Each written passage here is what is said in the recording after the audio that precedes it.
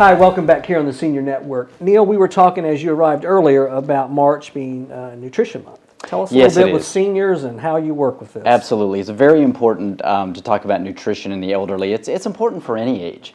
But we often forget. So, yes, March is National Nutrition Month, Sure. and is a campaign put on by the Academy of Nutrition and Dietetics. Okay. That's a nice word, dietetics. But basically what they do is promote education about nutrition, and they provide a lot of informational videos, a lot of articles, just education for people to bring more awareness to this topic. Right. But in the elderly, what we often find is that they're not eating properly. So they're not really getting the proper nutrition, and there are things called micronutrients that we all need in very small amounts. That's like iron, zinc, potassium, calcium, vitamin B12, right. magnesium. These are things that we get when we're eating properly, when we're eating our proteins, when we're eating carbohydrates, when we're eating fruits and vegetables.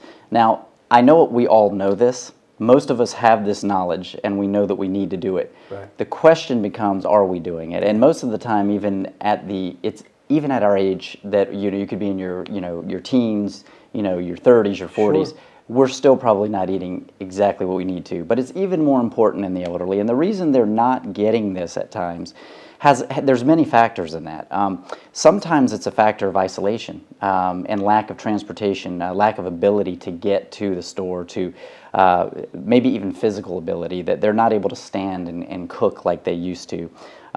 There's also factors involved in our taste change over time, sensitivities, because of just the degeneration of certain abilities as we age. Interestingly enough, water consumption is a big problem in the elderly. So when you get dehydrated, your senses are dulled a little bit too, so you're not really feeling as hungry. You might be more nauseated feeling. There's a lot of things that we do on a daily basis that creates limitation and obstacles for us. In the elderly, it's even more. It's memory function. We talked about cognitive functioning in the last. Cognitive functioning can really impair our ability to eat properly because we're simply forgetting to do it. Right. There is something that children, adult children, and people who are fairly alert still in the elderly population can do. They can go to choosemyplate.gov. It's a website by the USDA, and it actually will show you exactly the portions, gives you all types of videos, all the things you should be putting on your plate. Instead of worrying about calories and that sort of thing, you're just looking at the servings and what's on that plate. Your grains, your proteins, your fruits and vegetables, and then the small amount of dairy. If you look at your plate and you can sort of see, okay, well, wait a minute, I've got a ton of carbohydrates on there, but I don't have any fruits and vegetables. It's a very simple way to do it. Right. It's one way of people being able to start looking at that. And that brings up a good point, I know, with us at Right at Home, because we have our chef classes at night where we actually take our caregivers and teach them how to cook certain meals and things, because caregivers can go into the home, help a senior cook up a lot of meals to get through the whole week, right? That's exactly right. And that's something that one of the factors that can be of assistance to folks is having a caregiver from like a Right at Home or a private caregiver, whoever, a family member. What they need to understand is that it's the planning phase is the most important phase for someone in this situation. It's thinking before you go and buy the ingredients. Getting a menu of meals that you want, maybe go for 5 or 6 days and prepare and plan that, and then go and get the ingredients from the store that you need. And one of the factors that's an issue for people, we talked about the transportation. Sure. Caregivers can help with that. They can help people getting into the store physically, if they have a physical disability, or if they're just weak and they just can't go around. And keep in mind that a lot of the grocery stores also have delivery.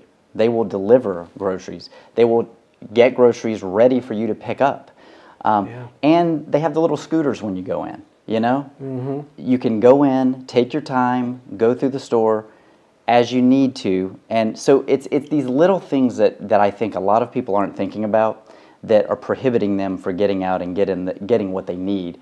And so I think what we should do is to promote this as much as possible. If you find that your loved one is, you're going in, you're seeing a lot of junk food in the house, You know, we all have some junk food in our house. That's fine, but it's easy and accessible to them. If the food is easy and accessible to them, but you replace that junk food with some healthier choices, it's going to really help. I find it interesting that Right at Home has cooking lessons for their caregivers. Well, it took us That's about wonderful. 10 years to figure that out. I might want to sign up for one of those or two of those classes. I might sign up We finally, after a while, we were like, you know what, this is something we really need to do because of the things that we're talking about. We started encountering this a lot, and a lot of caregivers, you know, as far as the healthy cooking, needed some actual additional training for that. We get a considerable amount of requests for people wanting us to cook meals. And it's not just the basic meals that we're thinking about, like what you would see on a Meals on Wheels, where they're just going to give your basics, what we've talked about, the carbohydrates, proteins, fruits, and vegetables. I mean,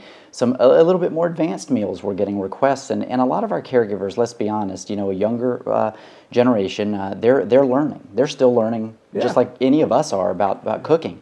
And so we thought this was a great idea because we want to provide the best we can, and I think it just enhances the experience for the caregiver and for the client. It really does. Yeah, and culture, and where, you know, a lot of our clients come from other parts of the country and world, right, to move here. So they're used to a different diet than maybe here in the Low Country. So that's really what kind of sparked the idea of, hey, let's broaden this out a little bit, you know. It is and it works.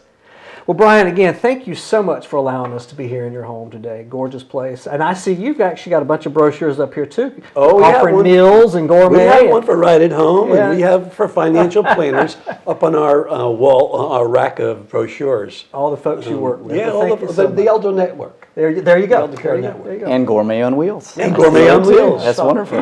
Neil, thank you so much. Great information, by the way. Appreciate being here. Thank you. Brian, thank you. You're welcome. If you would, please take a moment, maybe email us your comments and questions that you might have. And thank you all for joining us here on the Senior Network, where senior care experts come together. We'll see you the next time.